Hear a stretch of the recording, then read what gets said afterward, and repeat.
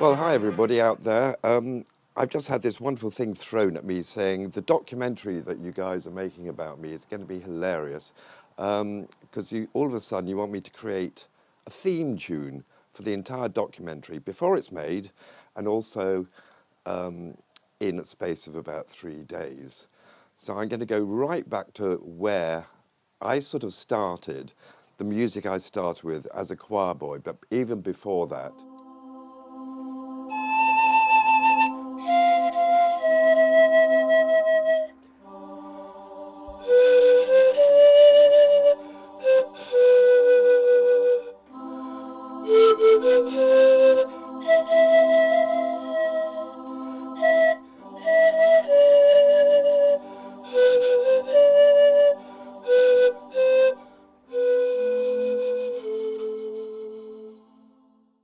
When I was a youngster, I was in the local sort of village choir, and and I hated it. So I spent most of my time bunking off and going out with my friends and having fun. But somehow my father still thought that I could sing.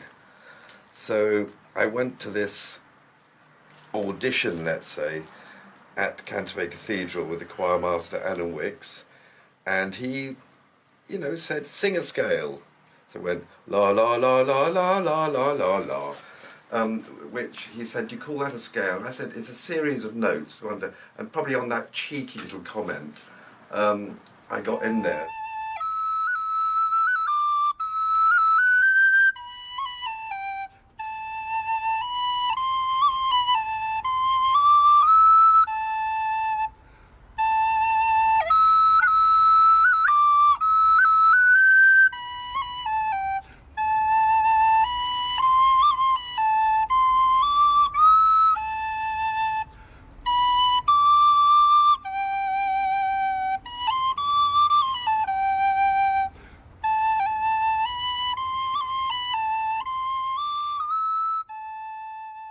It's very, very familiar, and it's all changed so much. You see much more open planned, open spaces, beautiful buildings, and it's all gone the wayside for tourism or whatever. But it's really interesting to be back. Before each meal, we had to say this Latin grace. It goes, "In fundi quae summus Dominum Deus, gratiam tuis in mentes nostrum, ut hisci tuis donis datis apprendrico rede, caeteristic benefactorum nostrum, recteam tuam gloriam utentum, unarcum fidelius defuncti, in vitam celestum residamus. Amen." And that's what we had to recite at the beginning of every single meal. So I haven't done that for 55 odd years. So it's obviously stuck up here.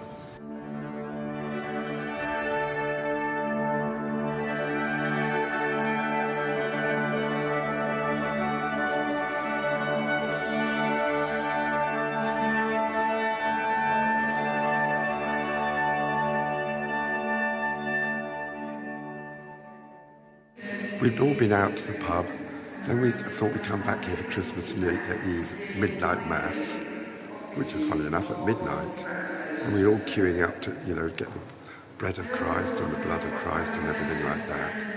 And as we were going, because the riser on the steps is so small, I tripped up, and at that point I thought, Christianity, you're dead. That's the Archbishop of Canterbury, Archbishop Ramsay. That's me. Look at, and this is what they call chorister's cake. It's a special cake when you were made a chorister. In other words, you were in the top 8 of the choir. We had this, and then we got various things we dangled around our neck. Then by that time, music was established in me. You know, having sung a lot, then played instruments. This is what I started off with. That's an oboe. That's the only instrument I've actually seriously been taught. And a coronglo, which is a deeper oboe. Oboe lessons, they were good fun. I had one guy who only wanted 3 pupils because he didn't want to teach, but he was a well-known solo oboe player. And I got it like a house on fire with him. He was brilliant. I had my first lesson with him. I went to his house in Dulwich, and he was on the doorstep pissed. And he says, "I'm not really pissed." He said, "But I've been bottling my wine, and the fumes are sort of affecting me quite a lot." I thought, I like this guy. And he said, "Would you like to try this?" And I think I was 16, 17 at the time. You know, and I said, "Oh, yeah, I'll try it." So that was the beginning of the end for me. Going way back, recording for Decca. That's the bass recorder. That was one of our albums that we did donkey's years ago. That's BBC, Pride and Prejudice. Me playing the flute, baroque flute, and wearing a very, very silly wig. That's me somewhere else playing the bagpipes. Oh, it's somewhere foreign, because look at that sunset. Brilliant. Playing with my nephews, which are quite, you know, they're a little bit more grown up now, but introducing them to the bagpipes, Spanish bagpipes, quite fun. Oh, now we come to Herne Madge. I was playing away quite happily, and then she comes up and speaks to me, so I had to stop playing. So you get questions like, "Do you do this professionally? Do you enjoy what you do?" You know, and things like that. She was an absolute sweetheart.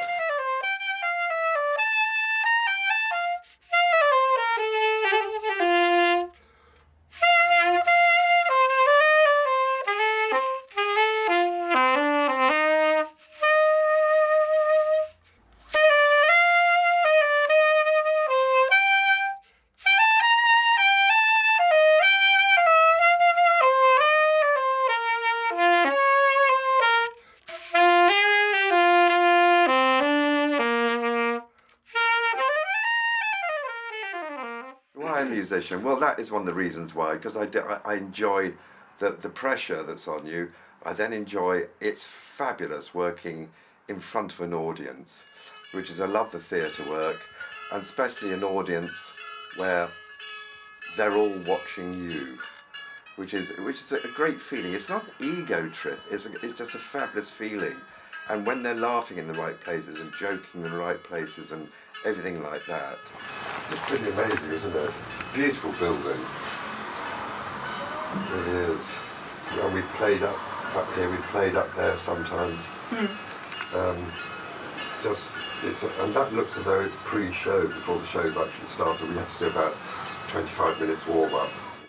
And we were in Belgium once, and this is such a good moment. We were one of their festivals that they have a lot over there, and the last piece we played very fast, very furious on the very small recorder.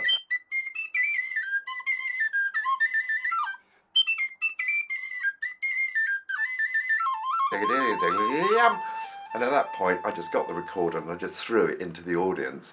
It's a rock star moment, it really was. It was only a plastic recorder, but it doesn't matter. I bought another one the next day, but it was such fun.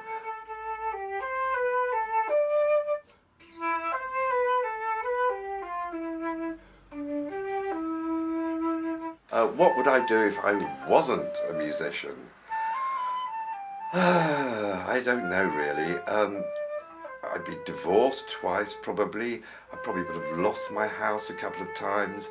I don't even know what job would make me lose quite so much, but any job that wasn't music. Tried everything once. We used to work for this lovely company called Manpower when I was a student, and I said, just give me the silliest jobs in the world that come your way. I don't want an office job. It's all part-time temping work. They said, well, we need you as a sandwich board man in Gray's Antique Market. So I've got this A-frame with a hole in the top, and I'm walking around advertising, come to Gray's Antique Market off South Molton Street. Ah, hurrah, hurrah, hurrah. And then I suddenly thought, after 2 days, I thought, God, it's hard on the leg. So I took a little stool along with me and, plonked the A-frame down, disappeared, sat on the stool, had a cigarette. I got away with it for 2 or 3 days, and then there was a little knock on the side of the A-frame saying, Mr. Thompson, you're fired. And I went, oh, okay, that's all right. Doubts? No, I never have any doubts. I've enjoyed everything, apart from, as I say, the odd person I have to work for, the odd person I don't have to work for, the annoying person I have to work for. Could we just do it one more time? Could we possibly just do it one more time? But the doubts, and also the hard work sometimes with people that you don't always enjoy working with, is delayed by somebody who's there, who's absolutely fabulous, on your side. And there's a good friend of mine, and he has this music therapy class where people sit or they lie down on their sort of prayer mats or whatever, and they just they pick.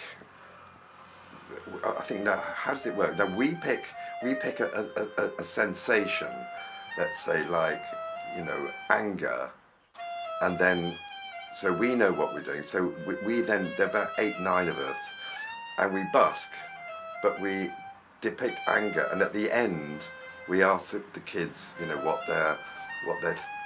what emotions they got from it, and they said, well, we got anger, and that made me feel so good, because it meant that what we were doing was absolutely right on the button. Pleasure coming from recording is fun. Pleasure coming from live audience, even better. Pleasure giving somebody something, even better. I've worked at, played in hospitals for kids that are literally like in cradles. They've been classified as brain dead, and there was one instrument that I played to one kid that he hadn't no eye movement, no nothing, but he was alive. And I played one of those Gems horns, and played this little tune. There was a reaction, and the nurses were just so amazed by this. And I thought, God, this is terrible. These poor kids and everything like that. So I played another tune, and you racked it again. And at the end of the day, the lovely, head of this, hospital, said, well, there's your fee, Keith, 100 quid. And it was just, I went to the nearest pub, and I broke down in tears. The reward I got was going back, and just in front of her, I just tore it up and said, thank you. That was heartrending. I've done a few of those, and you have to sort of, with the jollity, with the fun, the games, and the craziness, and the audience, you have to think of those people. And that was, that's when I suddenly realised what I was doing as a musician. It was doing good, but also giving everybody pleasure and fun,